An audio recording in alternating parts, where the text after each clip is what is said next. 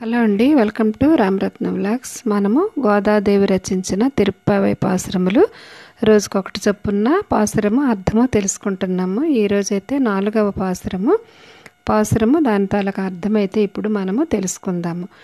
ఆజి మజై కన్నా ఒందు నీ కైకరవేల్ ఆజి ఇల్ పుక్కు ముకందు కొడార్తేరి ఊజి ముతల్వ నురువంబోల్మై కరత్తు பாஜு எந்தோளுடை பற்பனாப்பன் கையில் அஜிபோல் மின்ன வலம்புரி போல் நின்ற தெரிந்து தாஜாத்தே சேங்கமுதைத்த செரமஜை போல் வாஜபுலக்கு நிற்பை திடாய் நாங்களும் మార్గలి నీరాడ మగిలిందేలో రెంబావాయ్. ఇప్పుడైతే మనము 4వ పాసురము దీని అర్థమైతే తెలుసుకుందాం.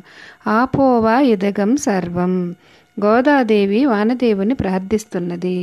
నీరు లేనిదే ఏ పని చేయడం సాధ్యం కాదు కనుక నీరు కావాలి అంటే వాన పడాలి. అందుకని గోదాదేవి మేము చేయబోతున్న వ్రతానికి నీరు చాలా అవసరము. ఓ మేఘుడా, నువ్వు ఆ నీటిని సమృద్ధిగా కురిపించు. అట్లా కురిపించడానికి వీలుగా ముందుగా నువ్వు సముద్రములోని నీటిని పూర్తిగా త్రాగి సంతృప్తిపడు. తరువాత గర్జిస్తూ ఆకాశమంతా వ్యాపించు. శ్రీ మహావిష్ణువులాగా నల్లని శరీరము కలిగిన ఓ మేఘమా, శ్రీహరి చేతిలోని చక్రకాంతితో సమానమైన మెరుపులతోనూ శంఖధ్వని వంటి ఉరుములతోనూ శాంగమనే ధనస్సు నుండి బయటకు వచ్చి పదునైన బాణముల వరుసల వంటి వానధారలతోనూ ఈ లోకాలన్నీ ఆనందించే విధంగా వర్షాన్ని కురిపించు. మేము గోవిందుని పొందాలనే కోరికతోనే ఈ వ్రతమును చేస్తున్నాము కనుక మేమంతా ఆనందంగా ఈ మార్గశీర్ష స్నానం చేయడం కోసం నువ్వు చక్కగా వర్షించు.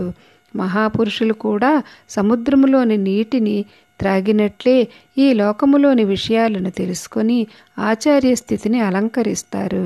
మేఘములో నిండిన నీరు దానంతట అదే ఎలా క్రిందికి పడుతుందో అలాగే దయాళువులైన ఆచార్యులు కూడా మనము దుఃఖిస్తుంటే చూడలేక జ్ఞానబోధ చేస్తారు. అయినా చేసినట్లు ఉండరు, చేశామని చెప్పరు. అయ్యో ఇంకా ఏదో చెయ్యలేకపోయామే అని నీటిని వదిలివేసిన మేఘములా ఉండిపోతారు. ఈ వ్రతం చేస్తే మనకు ఆచార్యుడు లభిస్తాడు, మహాపురుష లాభం కలుగుతుంది, లోకములో మంచి వానలు పడతాయి, మనకు జ్ఞానవాన లభిస్తుంది. కనుక అందరూ రండి వ్రతం చేద్దామని అందరినీ పిలుస్తూ మేఘుని ప్రార్థించింది మన గోదాదేవి. ఈ 4వ పాసురములోని అర్థమైతే ఇది ముందుగా మన ఛానల్ని చూస్తున్నట్లయితే తప్పకుండా సబ్స్క్రైబ్ చేసుకోండి, లైక్ చేయండి, షేర్ చేయండి. మన ఛానల్లో మంచి మంచి పూజా వీడియోస్, మంగళహారతులు, అన్నమాచార్య కీర్తనలు ఉంటాయి. తప్పకుండా ఒకసారి విజిట్ చేయండి.